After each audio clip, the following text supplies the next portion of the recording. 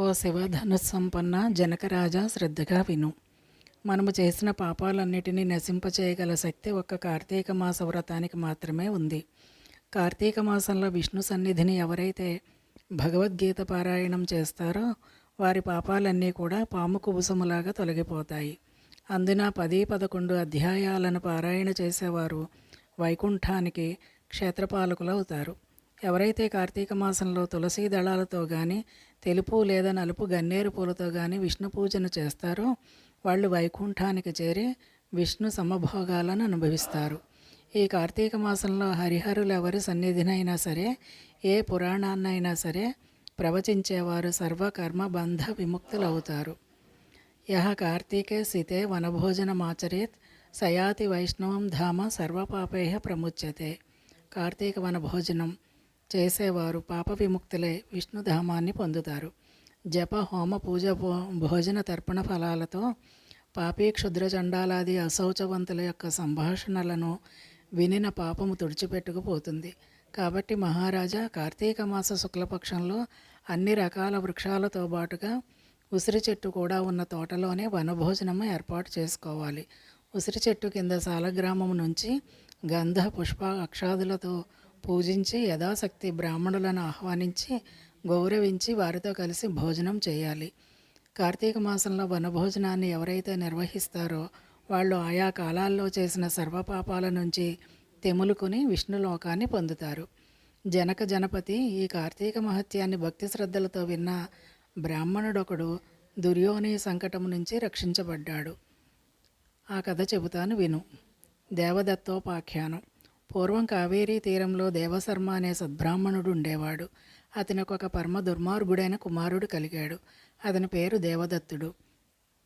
అతగాడి దుష్ట ప్రవర్తనలను గుర్తించిన తండ్రి అతగాడిని పాప విముక్తిని చేయాలని సంకల్పించి, నాయనా, రోజు కార్తీక ప్రాతః స్నానాన్ని ఆచరించు, సాయంకాలమున హరి సన్నిధిలో దీపారాధన చేస్తూ ఉండు, ఈ విధంగా కార్తీక వ్రతాన్ని ఆచరించి ధన్యుడివి కా అని చెప్పాడు. కానీ దుర్వర్తనుడైన బ్రాహ్మణపుత్రుడు తాను అటువంటి కట్టుకథలను నమ్మనని, కార్తీక వ్రతాన్ని ఆచరించనని తండ్రికి ఎదురు తిరిగాడు.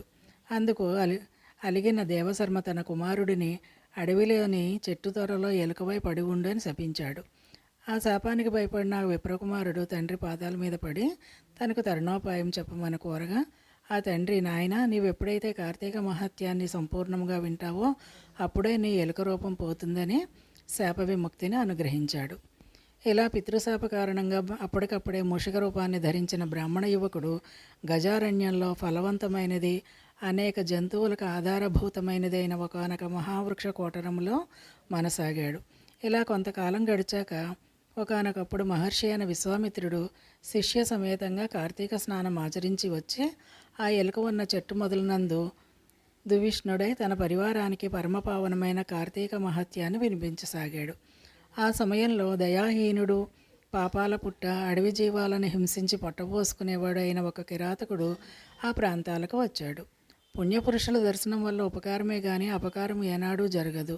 అదే విధముగా విశ్వామిత్రాది తపోబృంద దర్శనం మాత్రం చేత రవ్వంత పశ్చాత్తాప్తుడు జ్ఞాని అయిన కిరాతకుడు వారిని సమీపించి, అయ్యా, మీరు చెప్పుకుంటున్న కథలేమిటి అని వింటుంటే నాకు ఈ కిరాతక జీవితం పట్ల చిరాకు పుడుతోంది, దయచేసి ఈ రహస్యం ఏమిటో చెప్పండి అనగానే అతనిలో వివేకం విచ్చుకుంటున్న వైనం గమనించిన విశ్వామిత్రుడు, నాయనా, మేము కార్తీక వ్రతాన్ని ఆచరిస్తున్నాము. ఈ కార్తీక మాసంలో ఎవరైనా సరే తెలిసినా కానీ తెలియక కానీ స్నాన దాన జప తప పురాణ శ్రవణాదులు చేసినట్లయితే వారు వారి సర్వపాపాల నుంచి విముక్తులవుతారు. ఈ వ్రతాన్ని భక్తితో ఆచరించే వాళ్ళు జీవన్ముక్తులవుతారని తెలియజేశాడు.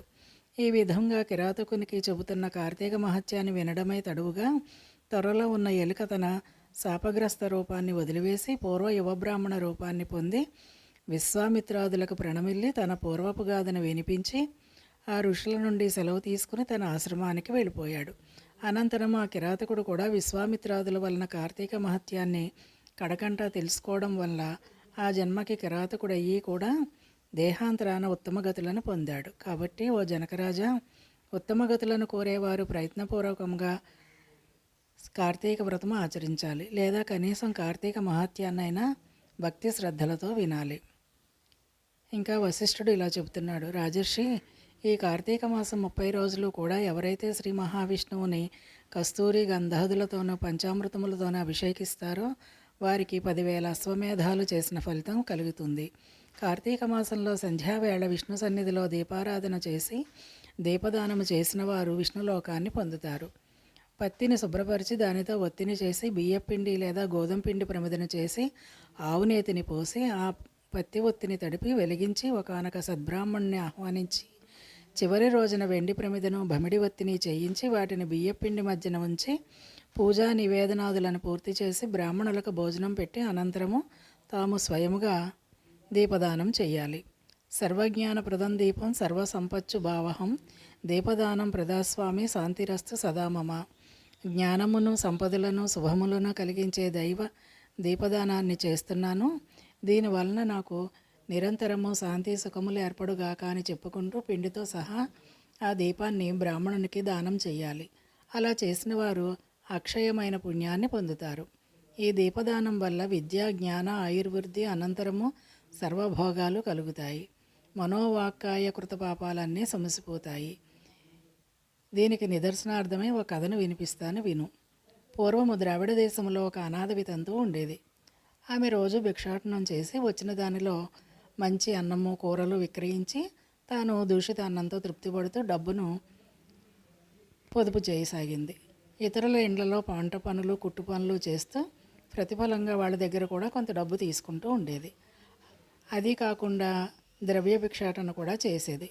ఇలా నిత్య ధనం సంపాదించడం మాత్రమే పనిగా పెట్టుకున్న వితంతువు ఏనాడు కూడా హరినామస్మరణ చేయడం కానీ, హరికథను కానీ, పురాణాన్ని వినడం కానీ, పుణ్యతీర్థ సేవనం కానీ, ఏకాదశి ఉపవాసం కానీ చేయలేదు. ఇటువంటి లుబ్ధురాలింటికి దైవవసాన ఒక శ్రీరంగయాత్రికుడైన ఒక బ్రాహ్మణుడు వచ్చి ఆమె స్థితిని చూసి ఆమెకు నరకం తప్పదని గుర్తించి జాలిపడి ఆమెని మంచిదారిలో పెట్టదలిచి ఇలా చెప్పాడు. ఓ అమాయకురాలా, నేను చెప్పేది శ్రద్ధగా విని ఆలోచించుకో.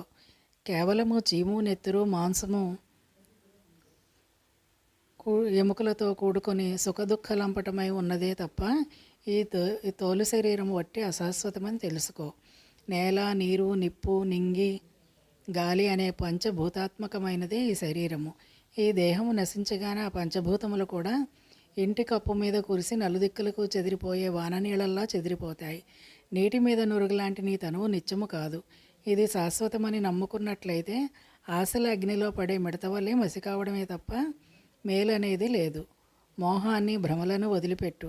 దైవం ఒక్కడే శాశ్వతుడని సర్వభూత దయాకారుడని గుర్తించు. నిరతము హరిచరణాలనే స్మరించు. కామం అంటే కోరిక, కోపం అంటే దురాగ్రహం, భయం అంటే ఆత్మనాత్మీయ భంగత, లోభం అంటే ధనవ్యయ చింత, మోహం అంటే మమత అహంకారాలు. ఇటువంటి ఈ ఆరింటిని వదిలిపెట్టు. నా మాట విని ఇక నుంచైనా కార్తీక మాసంలో ప్రాతస్నానాన్ని ఆచరించు. విష్ణుప్రీతిగా భగవద్ అర్పణముగా దీపదానం చెయ్యి. తద్వారా అనేక పాపాల నుంచి రక్షించబడతావని హితవు చెప్పి తన దారిని తాను వెళ్ళిపోయాడు. అతగాడి వచోమహిమ వలన ఆమెకు జ్ఞానోదయం అయ్యింది. తను చేసిన పాపాలకై చింతించింది. తాను కూడా కార్తీక వ్రతాన్ని చేయాలని సంకల్పించి ఆ సంవత్సరంలో వచ్చిన కార్తీక మాసంలో వ్రతాచరణ ప్రారంభించింది. సూర్యోదయ వేళ కల్లా చన్నీళ్ల స్నానము, హరిపూజ, దీపదానము, పురాణ శ్రవణము ఈ విధముగా కార్తీక మాసం 4 రోజులు ఆచరించి చివరి రోజున చక్కగా బ్రాహ్మణ సమారాధన కూడా చేసింది. తక్షణమే ఆమె బంధాలు నశించిపోయినాయి. విగతాసువై విమానారూఢురాలే శాశ్వత సర్వభోగ భాగ్యాలను పొందింది. కాబట్టి రాజా, ఈ కార్తీక మాసంలో అన్నిటికంటే ప్రధానమైనది దీపదానము. తెలిసి కానీ తెలియక కానీ ఎవరైతే దీపదానం చేస్తున్నారో వారు తమ పాపాలను నశింప చేసుకుంటున్నారు. దీనిని వినినా చదివినా జన్మ సంసార బంధ విముక్తులై విష్ణు భక్తి పరాయణులవుతారు.